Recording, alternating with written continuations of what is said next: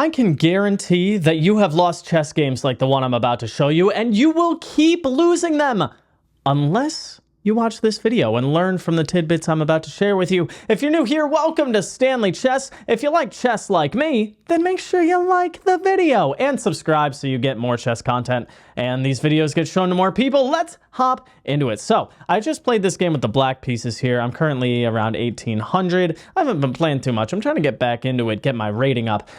We have knight f3, and my opponent hits me right off the bat with this weird, like, English ready, delayed English, like, what is this, right? And I'm not gonna take that, because then, you know, that's what he wants. He wants to, like, you know, get some weird opening that I'm unfamiliar with. So I'm like, no, screw that. I'm just going to play a Queen's Gambit declined setup against this, like, c4, and I expect d4 at some point, and we'll just kind of transpose. You know, e3 just defends here, like I said, and I just develop, and I play a6. Why? Because I play the a6 Queen's Gambit declined.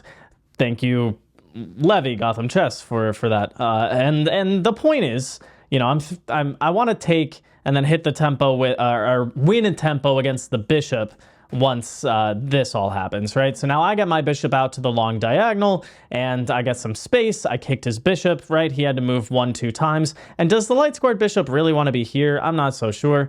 And so we get, you know, d4 and c5. Like, this really is just like a Queen's Gambit decline, right? You can imagine he led with d4 like a normal human being, and we had like this, and maybe he played a3 for some reason, I play a6, and then, you know, e3, we get like takes, kick the bishop back, and then I play like a bishop b7, hitting the pawn, so he develops the knight, then I develop my knight, c5. This is the same exact position.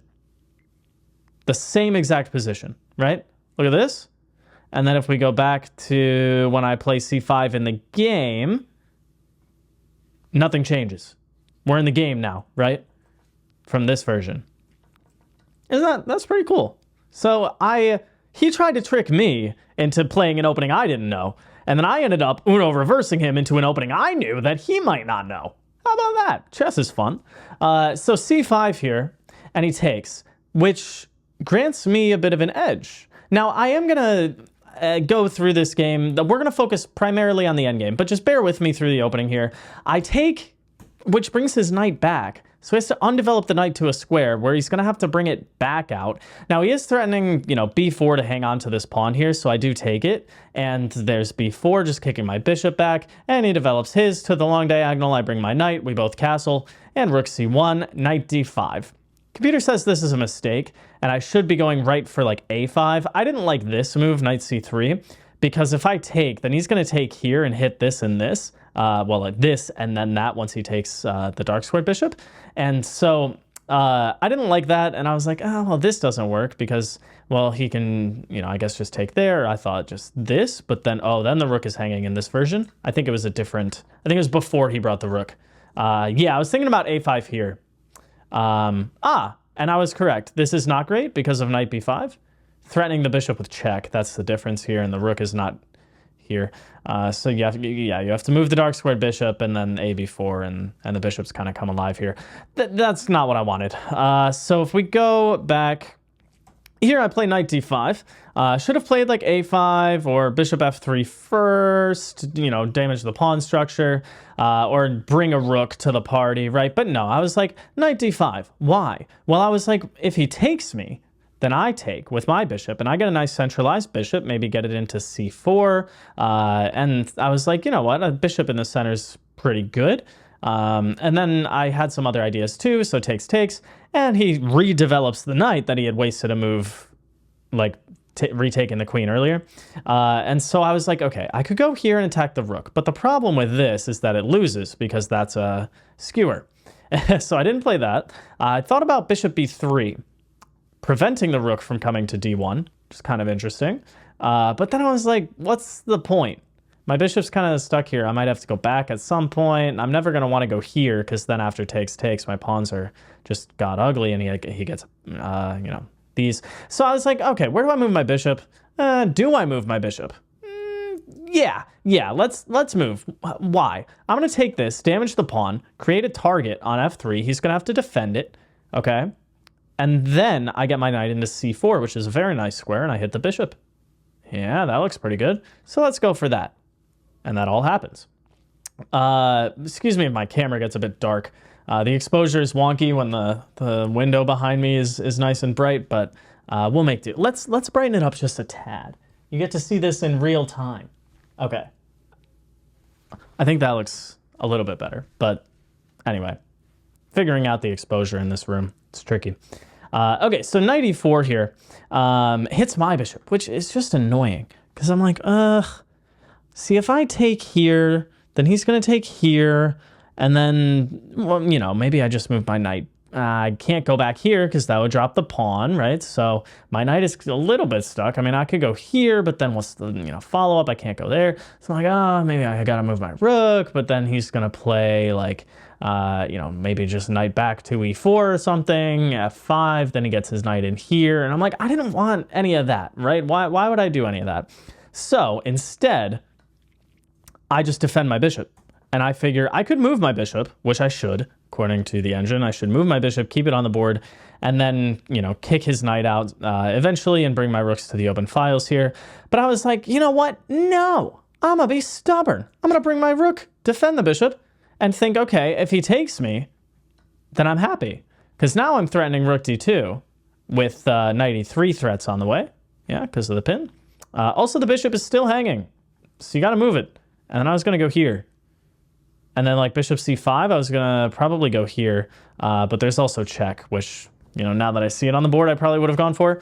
But that's kind of the point. But then he just brought his rook. I'm like, man, I'm trying to be stubborn. This guy's trying to be stubborn. What's going on? What's going on? This guy likes symmetrical stuff. As shown in the first game we played against each other, where we just traded everything off and ended in a draw.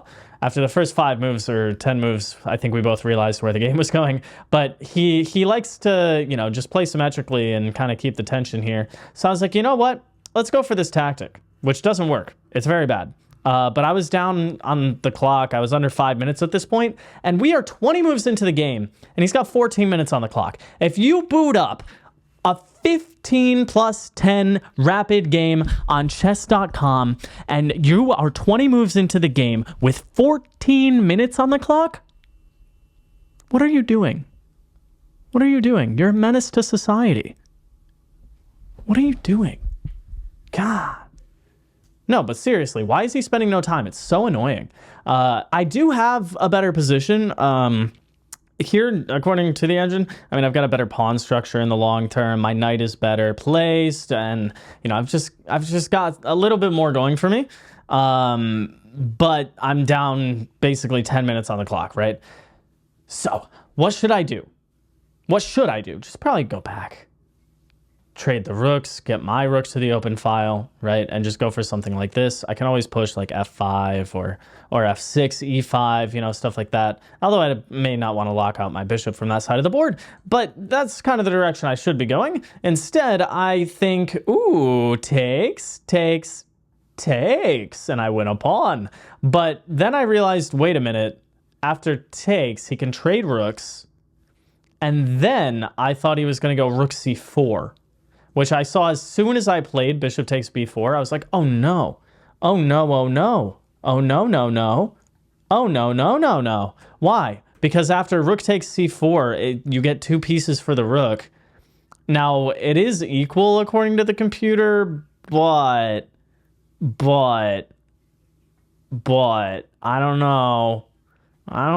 This knight c3, maybe rook d2, and then, you know, knight a4 defense, but there's no way to push the pawn through, because if you try to, like, sack, it doesn't work because the knight just stops the pawn, right? So it's a bit tricky.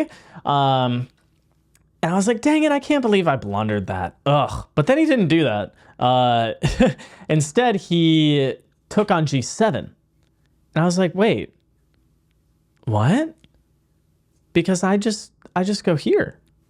And I do win the pawn. And now I hit his rook and his bishop is hanging. So he has to attack my rook. But then I take his rook, then he takes my rook. But now I've got 2 outside pass pawns and I'm winning.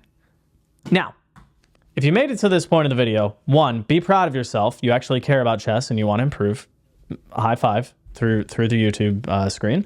But also, if you've made it this far, this is where we all lose games like this, right? At some point, we get completely winning positions, and it's not even close, right? Like, I have 2 outside connected passed pawns with 2 pieces ready to help escort them. I lost this game. If I had a chess coach, he would be smacking me upside the head and, making me eat like radishes for the next week, like solely. Like that's what you should deserve when you lose a position like this. But I didn't know how to convert it properly. Of course you think you just push the pawns, right? Not so easy.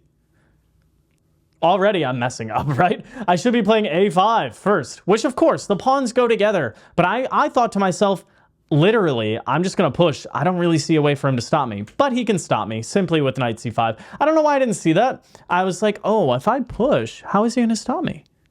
How is he can't go back, right? I'm going to take him. And if I push, like, how is he going to stop me? If he goes here to e7, I just push, right? So how's he going to stop me? Literally by just going to a square that guards the square that I'm trying to push the pawn to. And I'm like, why am I like this? I should push this first, and then the pawns go together, right? They hold hands. But instead I do this, I got greedy, I got excited. So he goes here, and I'm like, oh, that's unfortunate. Well, now let's push the other pawn. But then he goes here, and I'm like, oh my god, it's a fork. It's a fork. Now I'm still winning with the move a4. a4. Which I saw the move. I thought about it for a moment, but I didn't visualize it clear enough to see that it's winning. I need to work on my calculation. Fine. Don't we all? The point is a4, knight takes, and b3.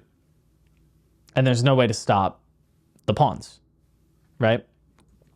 You play a4, knight takes, b3. And there's nothing. Bishop f6, trying to guard the dark squares, but, you just push. Right. I mean, that works, right?